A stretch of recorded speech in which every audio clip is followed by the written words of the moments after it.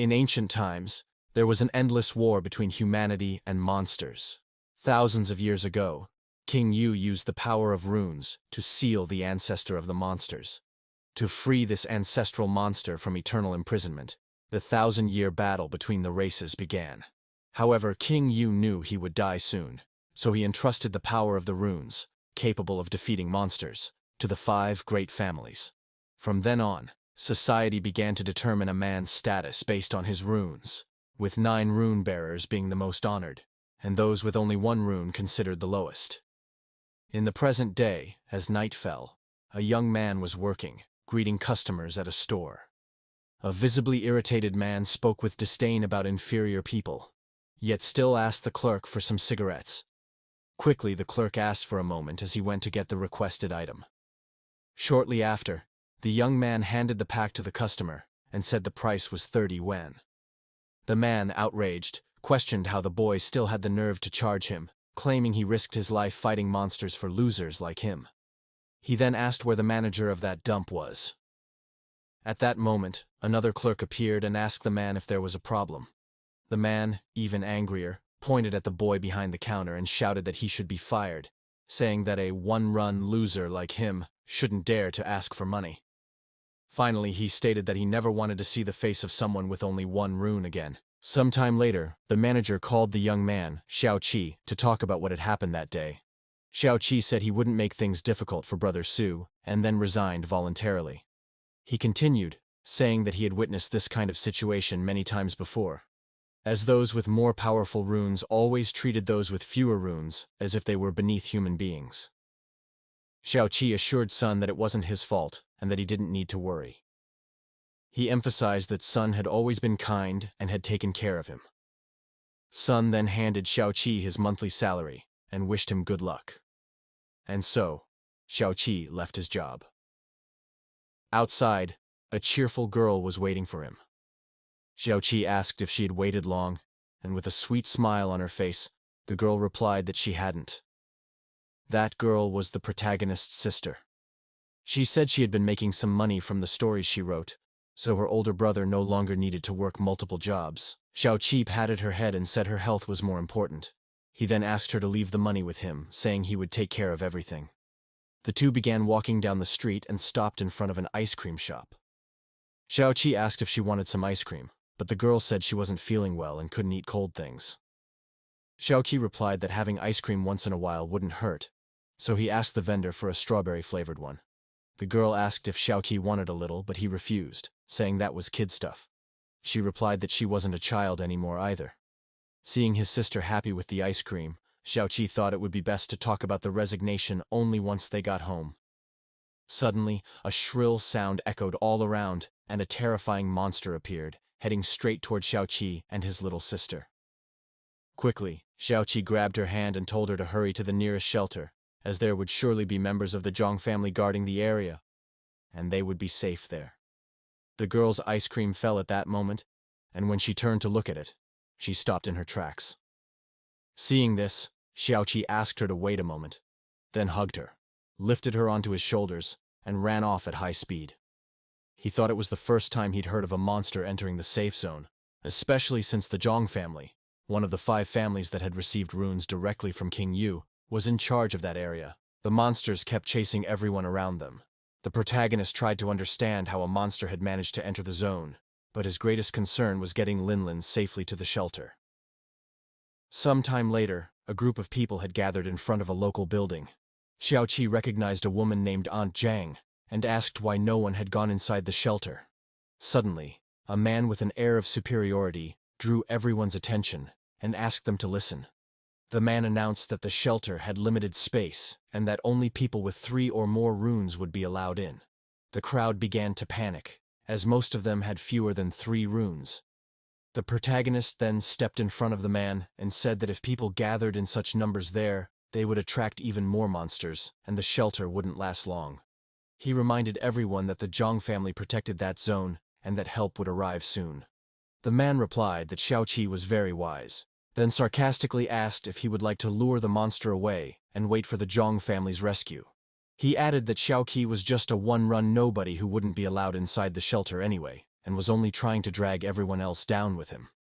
The crowd began whispering, pointing at Xiao Qi, creating a large commotion against him, even though he was only trying to help. Filled with anger, Xiao Qi accepted the task of drawing the monster away, while the man led the others into the shelter. Xiao Qi turned to Aunt Zhang and said that she had always looked after him and his sister. That's why she was the only person he trusted. He asked her to take care of Linlin.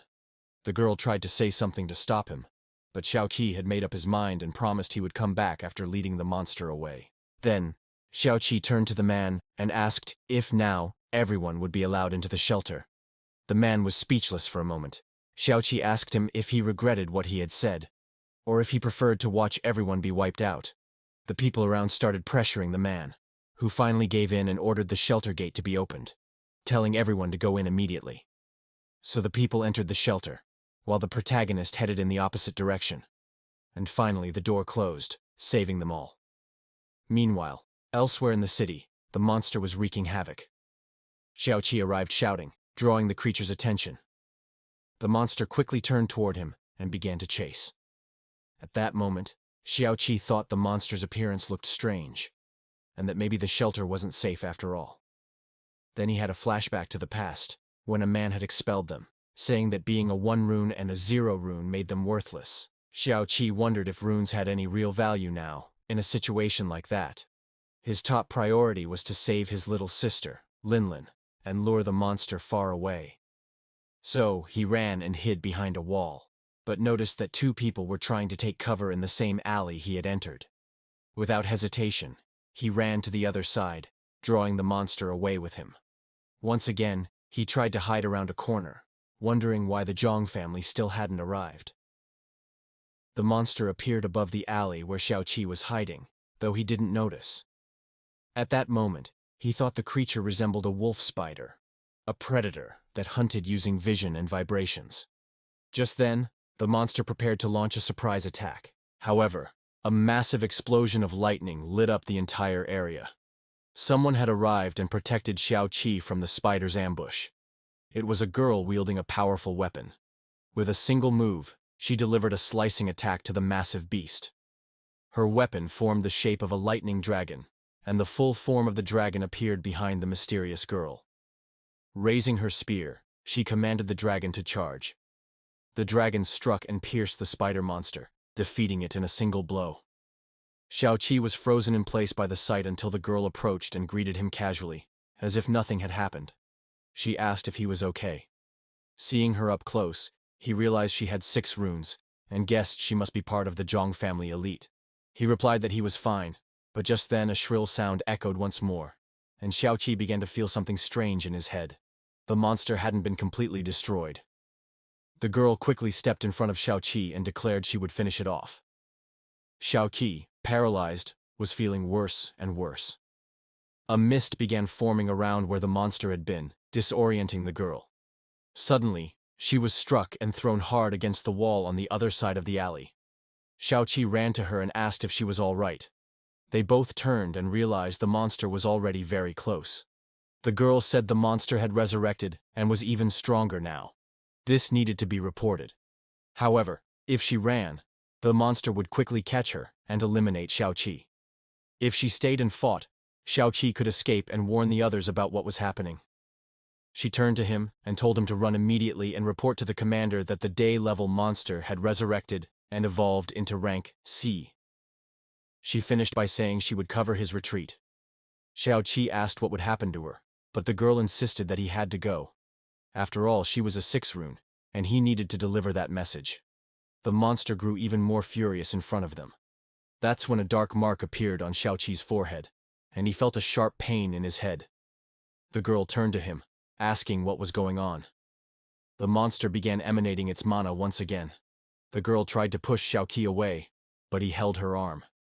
She quickly turned to see why. At that moment, Xiao Qi seemed to be absorbing a massive amount of energy from the surroundings, all of it flowing toward the mark on his forehead. A burst of light exploded, and he began floating in the sky, illuminating everything around him. Xiao Qi was transforming. He emerged with a new appearance, confused by what had just happened. The monster wasted no time and lunged at him, but Xiao Qi was ready. He faced the danger head-on and quickly took the form of a golden dragon, dodging the giant spider. He tried to understand what had just occurred. He wondered if that was the same blue dragon the girl had used, and now he was using her ability. The girl confirmed it, although she admitted she didn't know why they had merged. Surprisingly, Xiao Qi was wielding her powers better than she could. He replied that he didn't know what was happening either, but first, he needed to take down the monster. They could talk later. The girl quickly agreed. And so, Xiao Qi resumed the battle and summoned the golden dragon once more. This time, thousands of radiant swords appeared in the sky above the spider monster. With a single gesture, Xiao Qi launched them, and a bladed rain fell upon the creature, which had no chance to defend itself. The girl, excited, says that they won. The monster was covered in swords. Xiao Qi raised his hand and then closed it, causing all the swords to explode at once, finally eliminating the monster, which this time was left in pieces. Xiao Qi asks if the spider is really finished this time. The girl asks him to take a look, but warns him to be cautious. Xiao Qi begins to approach the monster's carcass, but at that moment, something strange happens to him. He and the girl separate again, breaking the fusion. As a result, the boy starts plummeting from the sky, falling at high speed toward the ground. However, the girl gently catches him in her arms, protecting him from a tragic end. Thus, the two land safely on the ground, leaving an awkward silence between them. Xiao Qi quickly jumps off the girl's lap and thanks her for saving him, but the girl says that, in fact, she should be the one thanking him. Suddenly, a few people appear, calling for the girl. Quickly she assures them that she is fine and that she followed the protocol as always. However, she grabs Xiao Qi's arm. The boy tries to say that his little sister is in the shelter at that moment. The mysterious girl says that his sister is probably safe there and that, for now, she wants to ask him some questions. She asks if Xiao Qi knows why they are able to fuse and why he can use her powers. Xiao Qi replies that he doesn't know anything since this was the first time it happened. He starts laughing nervously while the girl watches him closely. The girl hands a business card to Xiao Qi and says that if he needs anything in the future, he can contact her. Xiao Qi asks if he will be taken to the Institute for dissection. The girl laughs and tells him not to worry because he is far too valuable for that. Xiao Qi asks her not to talk about him as if he were an extinct animal. The girl then assures him that she will definitely protect him. Another assistant arrives and informs her that the master is looking for her. The girl answers the phone while leaving Xiao Qi and the assistant behind. The assistant, annoyed, calls the boy a lesser rune loser. And soon after, the girl hands the phone to the boy, who asks what the next orders are. The girl firmly says that the assistant is fired, leaving the boy completely shocked. Xiao Qi tries to ease the situation, saying that he is already used to these kinds of things. The girl hands another card to Xiao Qi and thanks him for his help today, saying that it's a token of appreciation. She smiles and insists that Xiao Qi accept it, reminding him that besides saving her, he saved everyone there. Thus, Xiao Qi accepts the card and puts it in his pocket. On the card was written the name Zhong Yuyan. Finally, Xiao Qi says goodbye to the girl and thanks her for everything. Yuyan, watching him from afar, believes that Xiao Qi is the key to changing things. Sometime later, Xiao Qi was already at home taking care of his sister, who was sick. Even though she was coughing a lot, Linlin kept telling Xiao Qi that she was fine. However, Xiao Qi pointed out that she had a fever and then asked if she had been scared yesterday, recalling the moment from the previous night when they had met again. Linlin had run to hug him, while the people around praised the protagonist in every possible way, even calling him a hero. The arrogant man had even knelt before Xiao Qi, apologizing for what he had done and admitting that he was wrong. Then, someone had forcibly dragged the man out of the place, throwing him out of the shelter. Back to the present moment, Linlin said she had always been a burden to Xiao Qi, at all times, including now. But the protagonist denied that. Holding Linlin's hand, he told her that they were family, not strangers. However, if she still felt guilty, then when she got better, Xiao Qi asked her to make the supreme pork rib and radish soup that only Linlin knew how to make. Excited, the girl replied that she would do it. At that moment, someone knocked on the door. Xiao Qi said he would check who it was and asked Linlin to take her medicine and get some sleep. Then, Xiao Qi opened the door to see who was there and noticed a crowd of people standing in front of his door. Xiao Qi asked if they were there because of the fusion with Miss Zhong. The man in red replied that yes, they were, and that he had come under the lady's orders.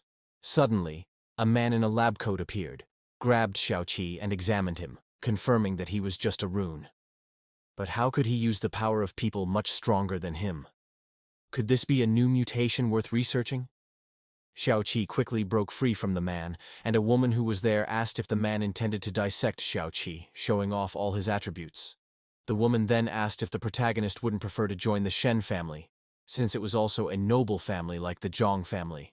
The people around started commenting that the protagonist was becoming the darling of two important families, and that this would be very good for him. But Xiao Qi could see that it was all just a facade, and remembered what those people really thought of him. So, Xiao Qi decided to propose a deal and test each family, one at a time. That way, he would join whichever one proved to be superior. At that moment, people finally revealed their true faces, saying that he should look at himself in the mirror first, since he was nothing but a damned rune. Xiao Qi then showed the card he had received earlier and said that they were the ones begging him to join their family. Then, Xiao Qi turned and said that, since Miss Zhong had kindly invited him, he would visit the Zhong family first. He also added that his younger sister had a fever and that, therefore, he would need to take her to the hospital first. The representative of the Zhong family said it was fine, and that he would take Xiao Qi and his sister to the private hospital affiliated with the Zhong family. But Xiao Qi slammed the door shut in front of everyone, leaving the guy talking to himself. Xiao Qi returned to the room where Linlin was. He asked her not to worry and explained that everything was fine. At that moment, a crow was watching them through the window. Night fell at the Zhong family mansion. Some people were gathered there until Xiao Qi arrived at the meeting along with the representative. The people began commenting on the protagonist's power level, but others quickly realized that he was someone personally invited by Miss Zhong. So, Xiao Qi followed the representative through the mansion hall. At that moment, a man appeared, calling for Butler Sol. He asked if Sol wasn't being rude by letting a rune enter there. Butler Sol bowed and explained to Master Kui that this was a guest of Miss Zhong, then politely asked him to clear the way.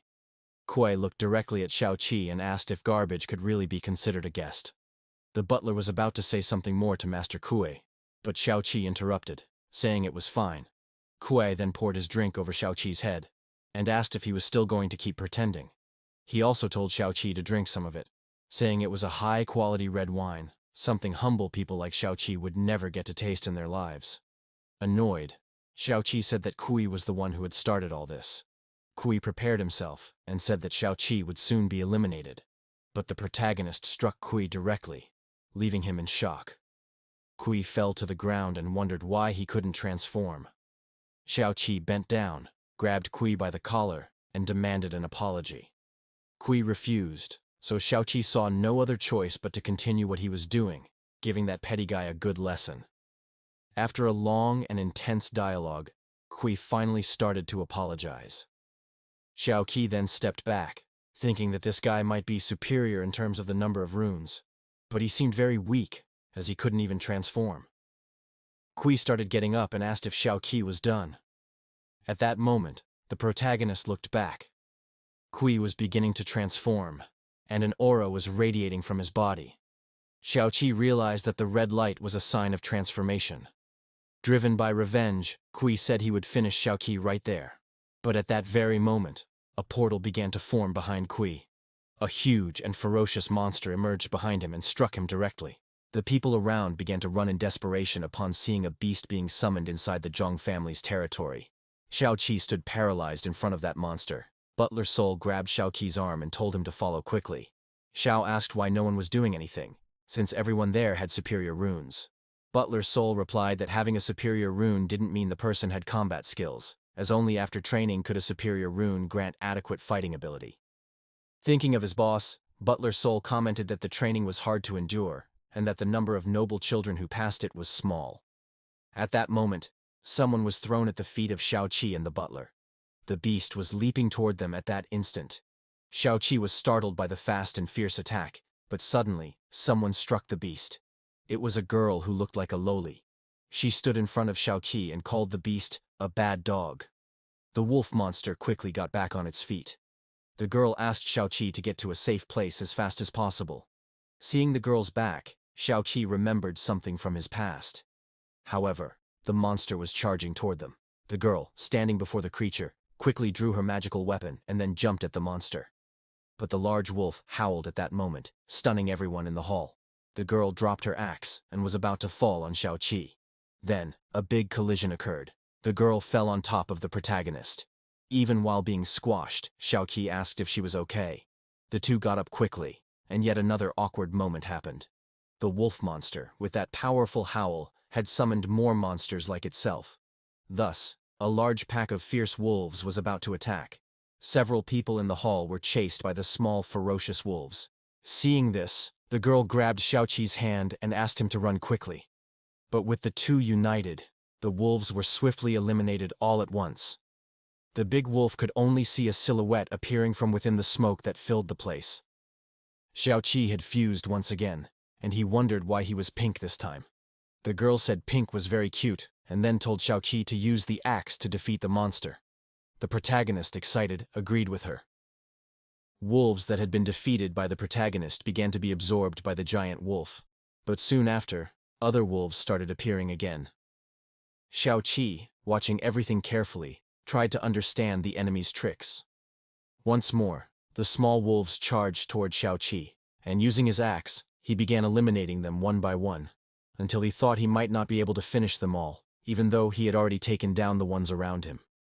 Then, Xiao Qi asked the girl if she got dizzy when riding those spinning teacups. The girl, not knowing what he was talking about, asked what that was, saying she had no idea, and also asked if Xiao Qi could take her there someday. The protagonist agreed, and the girl was happy. Xiao Qi promised that once they were done with that monster, he would take her and Linlin to the amusement park. With a powerful spinning motion, Xiao Qi managed to eliminate all the monsters nearby. The giant wolf, furious about that, decided to charge toward the protagonist. The monster tried to bite Xiao Qi while he was spinning, but spotting an opening to win, Xiao Qi hurled his axe with all his strength. The axe struck the ceiling of the hall, piercing through the beast and leaving a large hole in its body. Immediately after, Xiao Qi checked to see if he had truly defeated the wolf monster, and with a relieved sigh, realized that it was indeed over. Thus the girl's fusion with Xiao Qi was undone, just like the previous time. The girl jumped toward Xiao Qi, overjoyed, as they were finally going to the amusement park. At that moment, Zhong Yuyan entered the room, asking if Xiao Qi was all right, but ended up witnessing a rather questionable scene. Zhong Yuyan greeted Miss Luo, and Luo, calling Zhong Yuyan her younger sister, replied that it had been a while since they last met. Xiao Qi was surprised and asked if Zhong Yuyan was really Luo's younger sister. The young one confirmed it was true, and that Luo was actually many years older. Zhong Yuyan apologized to Xiao Qi for everything he had gone through that night. She said they should meet with her father first, and that, as they walked, they could talk about other things. Meanwhile, in a dark corner of the hall, there was a very mysterious man, quietly laughing to himself. Xiao Qi, sensing something, turned to see what it was, but when Zhong Yuyan asked what was wrong, he replied that it was nothing. Zhong Yuyan told Xiao Qi not to worry, as the Zhong family would handle it. In the hall, Butler Sol was trying to organize everything. He asked people to return to their homes and explained that there would be an escort. He also said the Zhong family would properly explain what had happened there. Before leaving the hall, Zhong Yuyan commented that the monster that appeared was of a similar level to the one that had shown up in the commercial district earlier, and that such a thing should never have happened. She went on to say that there were barriers in the district, meant to prevent exactly that kind of occurrence, unless the barriers had failed. Xiao Qi asked if he might have been the cause of the barrier's abnormality. Zhong Yuyan turned away, a bit awkwardly, and said that it was a possibility. Luo reassured Xiao Qi, telling him not to be afraid, as they were there to protect him. Thus, the three of them arrived at the door to Zhong Yuyan's father's quarters.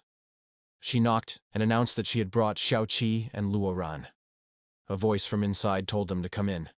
However, as they entered, a teacup came flying at high speed and hit Zhong Yuyan in the face. Luo immediately stepped in front of Zhong Yuyan with an irritated expression. an old man sitting on a throne ordered everyone to kneel.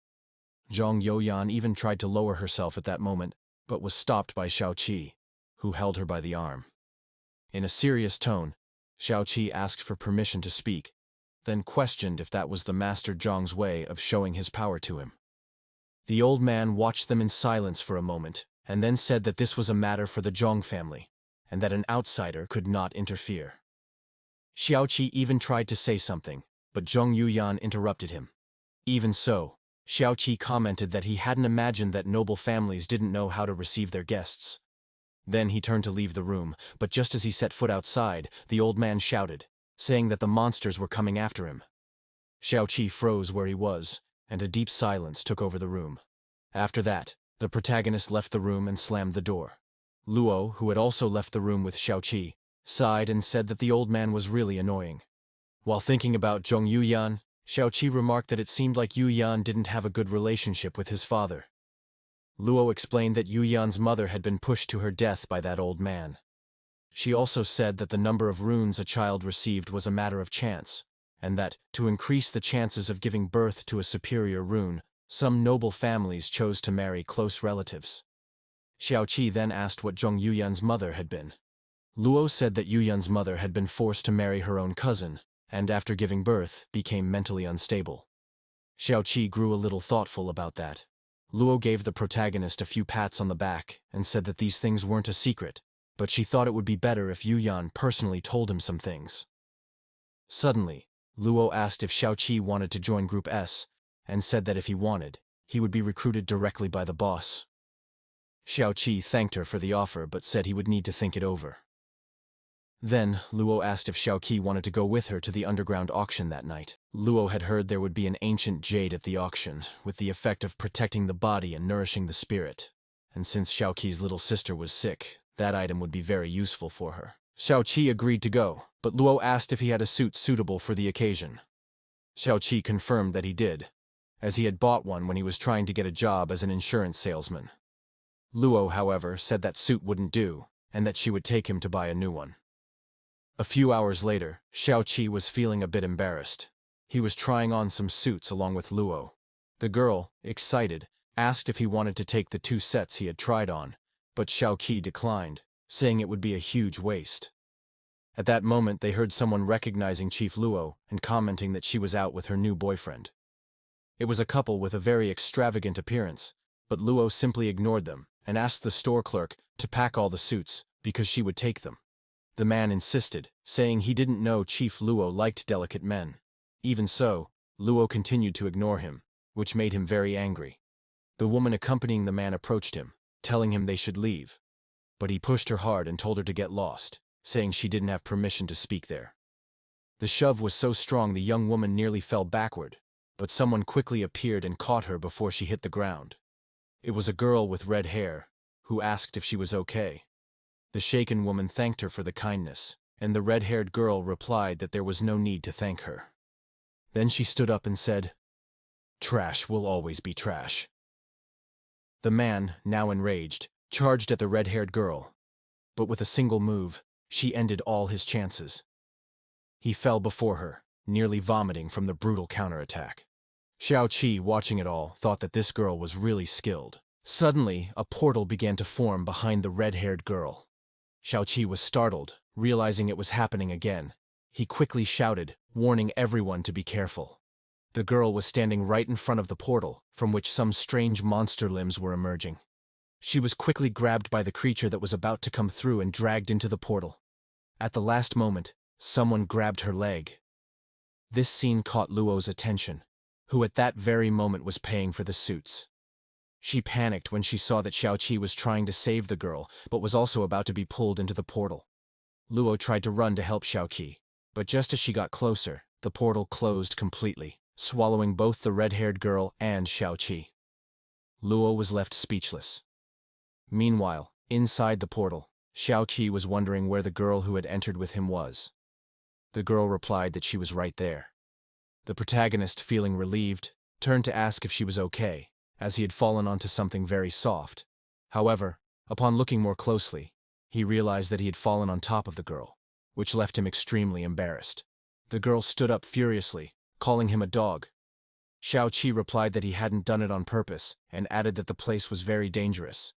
But the girl began to shine like a blazing flame, saying that the whole situation was extremely irritating. The light emanating from her hair illuminated everything around them. Then she shouted that if the monster didn't appear soon, she would burn everything nearby. At that moment, Xiao Qi thought that the monster had taken them into a dimensional space, but he wondered why it would do that. Suddenly, something started to emerge at the girl's feet. The protagonist sensed the danger and quickly pushed her out of the way. She fell to the ground, not understanding what had just happened, and when she was about to ask why Xiao Qi had done that, she found him completely injured. The girl looked at the protagonist in disbelief, unable to accept that he had saved her. Then, she extended her hand and began to emit a healing fire, covering Xiao Qi's body. A few minutes later, after she had completely healed the protagonist, the monster's claws emerged and lunged toward them. But once again, using her power, the girl quickly created a shield, protecting herself and the protagonist from the mysterious creature's claws. At that moment, the girl tried to wake Xiao Qi, and he finally regained consciousness. She did everything she could to keep him awake, but his eyes began to close again. Just before falling asleep, he caught one last glimpse of the girl's face. In his mind, Xiao Qi relived his childhood, when a group of boys used to bully him.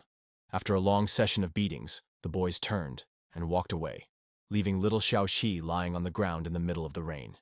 Then, a shadow appeared over him. It became clear that he had been protecting something very important. Standing before Xiao Qi was a small girl with red hair.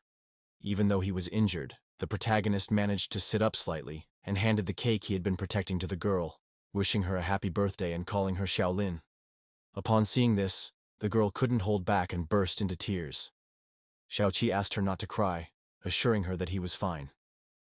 Back in the present moment, Xiao Qi repeated the same phrase, saying that he was fine. The girl replied that she wasn't worried. She just didn't want him to throw his life away to save her. At that moment, the fire emanating from her grew even stronger, enveloping them both as they fused. Thus, the protagonist emerged once again, now fused, with the appearance of a blazing phoenix. The girl, Lin, asked why that was happening and why Xiao Qi was using her powers. He tried to explain that he could fuse with someone who possessed a superior rune and thereby use their power. Lin then told him to ask her first before doing something like that. Xiao Qi replied that he still didn't fully understand how it worked, and that she was the third person he had fused with. The girl was outraged upon hearing she was the third, and said she didn't want to fuse with Xiao Qi anymore. But at that moment, the monster began to break through the shield Lin had formed. Xiao Qi simply said they could talk about it after they got out of there. The monster's claws broke through the shield, but the protagonist managed to dodge the attack and continued evading every blow one after another.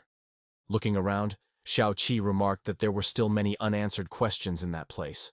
While dodging the attacks, he asked why Lin had been chosen this time and why they had been brought there instead of being eliminated right away. Then, he ignited a flame in his hand and threw it toward the back of the cave. Instantly, the monster's claws stopped attacking and rushed toward the fire at full speed. Lin asked what was going on, and Xiao Qi explained that he had figured it all out.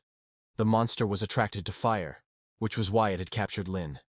The creature's claws seemed mesmerized by the flame, and Xiao Qi believed the monster wanted to claim the fire for itself. Then he looked up and noticed a kind of cocoon from which the monster's claws extended. Suddenly, the strange cocoon began to move. Xiao Qi grabbed a dagger and, without hesitation, charged toward the cocoon.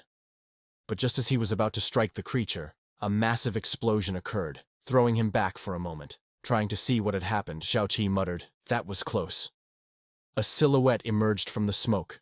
A moth-like monster declared that they had finally met again.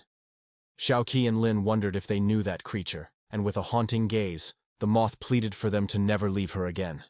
With a leap into the air, the moth launched her claws toward the protagonist. Xiao Qi dodged quickly, leaving the moth confused. He took the opportunity to ask if Lin had any thoughts about the situation. The moth, even more euphoric, asked why he was going to her. Lin replied that she simply thought Xiao Qi might have had a private moment with that monster earlier. Xiao Qi lowered his head, embarrassed, and said nothing about it. He took the chance to distance himself a bit more.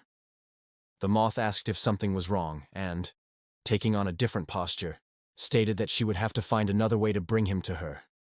With a supersonic scream, she called out, "Monarch," and activated her ability. A huge web of silk shot toward Xiao Qi, but using a conjuration, he set the silk on fire, completely destroying the moth's special ability. Lin was impressed by the strength with which Xiao Qi used his abilities, but she had no idea he was about to go even further. Activating a radiant phoenix above him, he raised one of his hands and launched it forward. Meanwhile, the moth, with a frightening smile, said the monarch's attack was useless.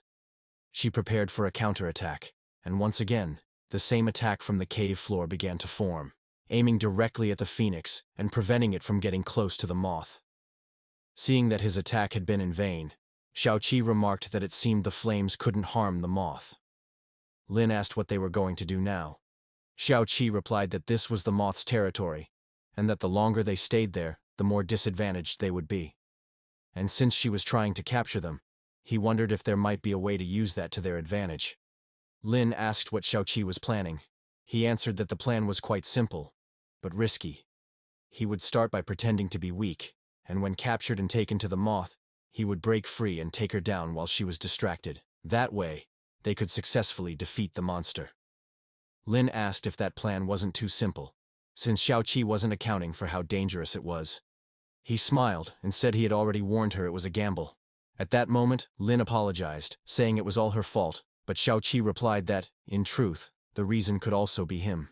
In any case, he said they both needed to get out of there first. So Xiao Qi stood still as the moth's claws quietly approached him. And then he was caught by them. The moth was overjoyed to have captured the monarch. She asked him to come to her obediently. As Xiao Qi got closer, the moth said she had been looking for him for a very long time. But at that moment, Xiao Qi already had his dagger in hand, and suddenly, with a fierce strike, he broke free from the monster's grasp and dashed forward at high speed, hitting the moth squarely. Reeling from the blow, the moth could only call out for the monarch. In that moment, the protagonist was hit with a vision of the moth's memories.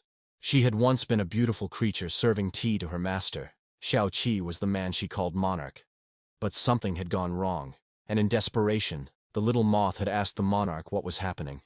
Suddenly, another man appeared, kicking the moth and saying that the puppet had truly fallen in love, and that if it hadn't been for so-and-so, he would have destroyed her. Back in the present, Xiao Qi asked what kind of image that was, and, shocked, also asked if the moth really knew him. With a calm aura, the moth simply said that she had overstepped her bounds and then wished for the flames to burn away her sins. The cave where the moth had lived began to collapse. Suddenly, Xiao Qi and Lin were back in the clothing store. Lin hugged Xiao Qi and told him he was a really nice guy. In Xiao Qi's hand was a totem of the moth in her most human form. Upon seeing it, Luo wondered if it was a rune totem. Xiao Qi, upon seeing the small wooden doll glowing, asked if Luo was referring to the pattern on the wooden figure. Suddenly, the little doll came to life. Xiao Qi was amazed. The moth had truly survived. Luo then corrected the protagonist, saying she was talking about a totem. She explained that a rune totem refers to a puppet that serves a high-level rune specialist, and is generally divided into two types: service and guardian. Xiao Qi held the small moth in his hand, and asked if Luo believed it could be something like that. Lin, seeing the tiny creature in Xiao Qi's hand, said it was really cool because she was amazing. Luo, inspecting it more closely, asked where that rune totem had come from. Xiao Qi tried to explain that the monster was gone, and only this remained, and that he had brought it back unconsciously. Luo said that the rune totem had signed a contract and would now obey him. But then she asked, what if the totem was dangerous? Lin crouched down, apologizing, and said she hadn't managed to warn Xiao Qi in time. Xiao Qi replied that from now on, he would be more careful. Luo sighed and said she was worried about him. Xiao Qi thanked her for the concern and said he still had a lot to learn. Luo lowered her head, agreeing with the protagonist, and then cheerfully invited him to join her group. Xiao Qi quickly changed the subject, asking if they were going to the auction that evening. He then started leading Luo out of the store, urging her to hurry.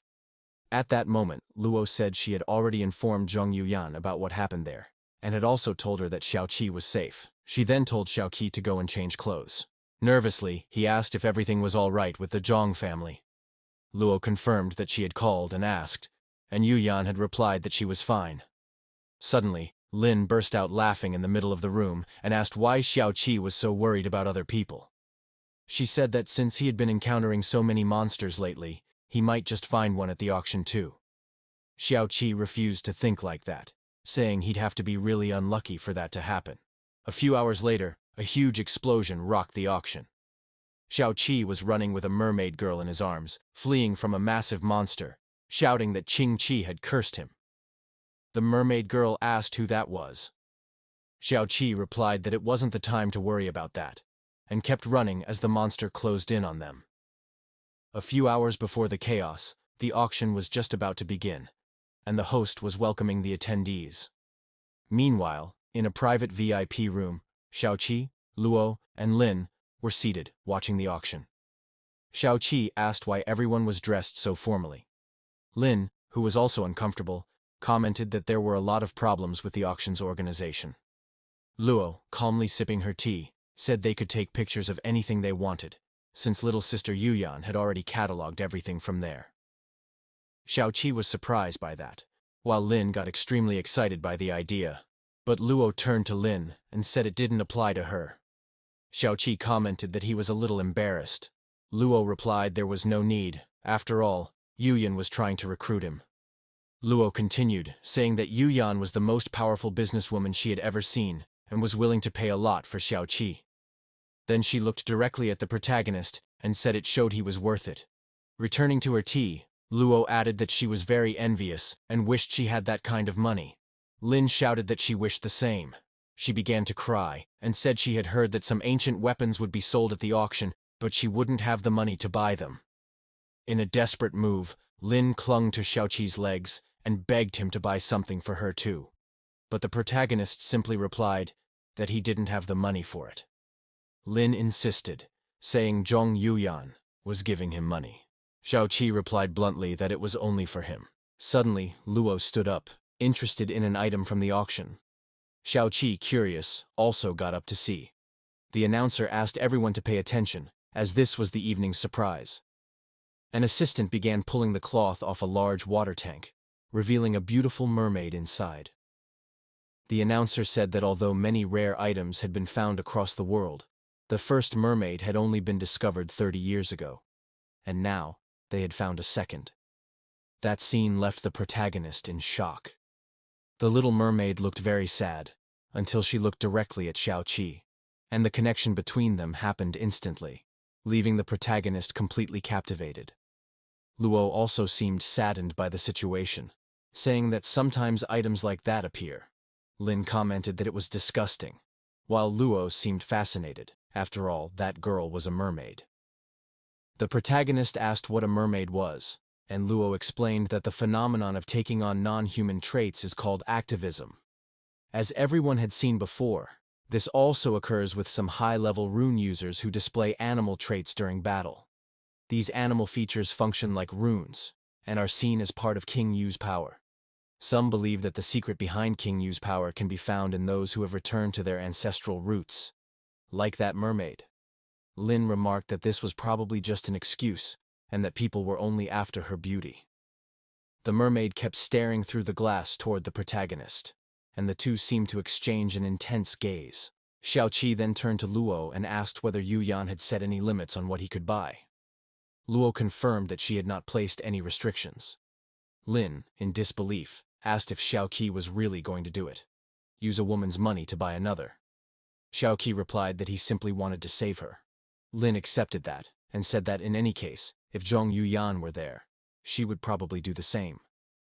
Thus, the mermaid's auction began, with an initial bid of 100 million. People started bidding frantically. The representative of the Qi family was fiercely competing, while Luo and Xiao Qi's representative was also raising the bids relentlessly. Lin looked to the side and asked if that was the Qi family's booth, calling them a bunch of lunatics. Xiao Qi, who was placing the bids himself, continued pressing the button and increasing the amount. He stood up and said that after spending so much, he was worried that Zhong Yuyan would scold him. Lin commented that the mermaid would be doomed to a life of suffering in the hands of the Qi family if they didn't save her. So Xiao Qi placed the maximum allowed bid. The auctioneer began the final countdown. The Qi family's man watched furiously. Xiao Qi and Luo were tense, while the mermaid still wore a sad expression as the countdown ended, until the gavel came down and the mermaid was finally sold. Xiao Qi collapsed onto the couch, relieved. Lin smiled and said they could finally say the mermaid was saved. But suddenly, a massive explosion occurred. The three of them quickly turned to see what had happened. The auction hall was completely destroyed, and cries for help could be heard in the distance. Then, an enormous sea creature appeared in the auditorium, holding the auctioneer in one of its limbs. The monster resembled a giant kraken. It turned to the others who were still trying to flee. The small mermaid's tank had been knocked over, but she couldn't do anything, still trapped inside. Xiao Qi told Luo to save the people first. Luo and Lin jumped through the glass, weapons already in hand. Lin was pulling Xiao Qi by the arm and asked him if he was afraid of heights. The three of them soon stood before the massive sea monster. Luo said she would hold the creature off first, then turned and told Xiao Qi to rescue the mermaid. Xiao Qi agreed and told her to be careful. With that, Luo charged at the monster, wielding her enormous axe. The protagonist called for Lin to come with him quickly. Moments later, Xiao Qi reached the tank where the mermaid was being held. He told her not to worry. Lin asked Xiao Qi to stand back, as she was about to break open the tank. With a strike to the top of the glass, Lin freed the mermaid. The protagonist quickly caught her in his arms. Lin told Xiao Qi to run ahead and said she would stay behind to support Luo Ran. At that moment, several tentacles from the monster came toward them, but Lin quickly used her sword to block the attack. She turned and shouted for Xiao Qi to go quickly. Meanwhile, Luo and Lin were battling the ferocious beast. The two of them continued slicing through as many tentacles as they could, which only enraged the monster further. With a powerful blow, the creature managed to strike them both at once and smash through one of the auction building's walls, heading after Xiao Qi, who shouted in desperation that Qing Qi and Lin had cursed him. The monster was getting closer and closer to Xiao Qi. At that moment, the beast attacked with one of its tentacles, and Xiao Qi, holding the mermaid in his arms, realized there was no way to escape. He wondered if the mermaid had fainted. Looking at the girl, he tried to wake her until she suddenly opened her eyes in fright and screamed. Surprised, Xiao Qi didn't understand why she reacted that way. But then the mermaid looked at him and began crying uncontrollably. Desperate, the protagonist begged her not to cry. Once again he picked her up, but the mermaid cried even more, this time with even greater intensity. At that moment, a bright light fell upon Xiao Qi and the mermaid, and the two fused together, forming a new appearance for our protagonist. That transformation caught the attention of the sea monster. Meanwhile, Xiao Qi appeared before the mermaid in a place that looked like an ocean. He asked if that was the world inside her mind, and if it was some kind of ability of hers. The mermaid, still a bit emotional, looked around. Xiao Qi approached her and wiped the tears from her face. He explained that they had fused, and while they were holding hands, a glowing aura enveloped them. But Xiao Qi warned her that they needed to defeat the monster first.